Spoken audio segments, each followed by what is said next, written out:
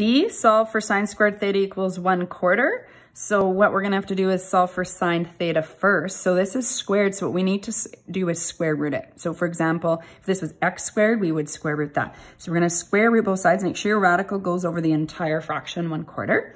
So sine theta would equal, so the square root of 1 is 1, the square root of 4 is 2. Now, these were perfect squares. If it's not a perfect square, you leave it as a radical. There could be some rationalizing necessary, but definitely radicals can come up there. The other thing to consider is when you square this and you're solving, that the signs are plus and minus.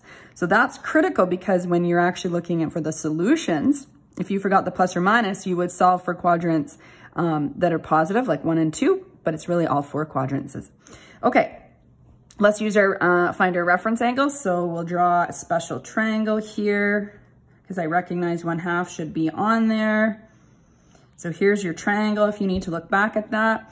Sine theta equals 1/2, so opposite over hypotenuse, the reference angle would be pi/6. So where are the solutions? Well, they're positive in quadrant 1 and 2 when you use your cast rule, and they're negative in 3 and 4. So it's all 4 quadrants. So had you forgot the plus or minus, you would lose an algebraic little error there too, but you would actually forget 2 of the solutions.